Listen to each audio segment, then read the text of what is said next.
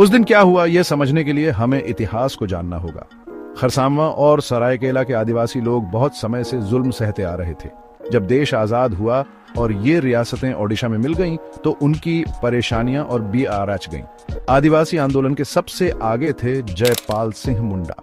उन्होंने इस विलय का विरोध किया। मुंडा आदिवासियों के लिए एक अलग राज्य चाहते थे, जहां वो अपनी मर्जी से रह सकें और अपनी संस्कृति बचा सकें। उनके नेतृत्व में आदिवासी लोग इकट्ठा हुए और शांतिपूर्ण प्रदर्शन किए। उन्होंने जमीन, जंगल और संसाधनों पर अपने हकों की मांग की। उनकी लड़ाई देश के सभी कमजोर लोगों की लड़ाई थी। जनवरी 1948 को हालात बहुत खराब हो गए। खरसांवा हाट मैदान में बहुत सारे आदिवासी इकट्ठा हुए। यह दिन शांतिपूर्ण प्रदर्शन और बातचीत के लिए था, लेकिन आदिवासी आंदोलन से डरकर सरकार ने जोर जबरदस्ती की। जैसे ही आदिवासी लोग इकट्ठा हुए, ओडिशा मिलिट्री पुलिस ने बंदूकों के साथ पूरे इलाके को घेर लिया। शांतिपूर्ण प्रदर्शन पर गोलियां बरसाई गईं। घायलों की चीखें और अपनों को खोने वालों का रोना हर तरफ गूंज रहा था। कितने लोग मारे गए, यह आज तक ठीक से पता नहीं है, लेकिन सैकड़ों या हजारों की संख्या में लोग मारे गए थे। इस नरसंहार से पूरे देश में हलचल मच गई। खरसांवा नरसंहार के बाद हर तरफ गुस्सा और निंदा हुई।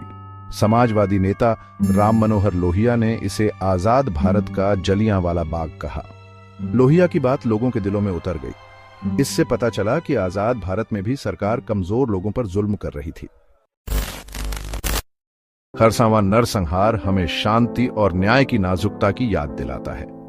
यह घटना हमें बताती है कि सरकार की ज्यादती कितनी खतरनाक हो सकती है और कमजोर लोगों के हकों की रक्षा कितनी जरूरी है। यह हमें याद दिलाता है कि लोकतंत्र में भी समानता और न्याय के लिए लड़ाई जारी है। इस दुखद घटना को कई साल हो गए हैं, लेकिन खरसांवा की याद आज भी ताजा है।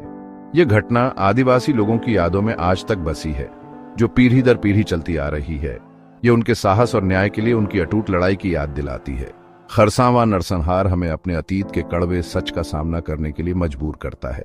यह हमें उस भेदभाव और हिंसा को स्वीकार करने के लिए मजबूर करता है जो कमजोर लोगों ने इतिहास में झेली है। जैसे ही हम खरसांवा के पीड़ितों को याद करते हैं, हमें आज भी आदिवासी लोगों की मुश्किलों को भी पहचानना चाहिए। जमीन छिनना, विस्थापन और बुनियादी हकों की कमी आज भी उनकी समस्याएं हैं। उनकी आवाज अक्सर अनसुनी कर दी जाती है। न्याय की उनकी मांगों पर ध्यान नहीं दिया जाता। खरसांवा नरसंहार सिर्फ एक ऐतिहासिक घटना नहीं है, यह हमारे देश के अधूरे काम का एक प्रतीक है।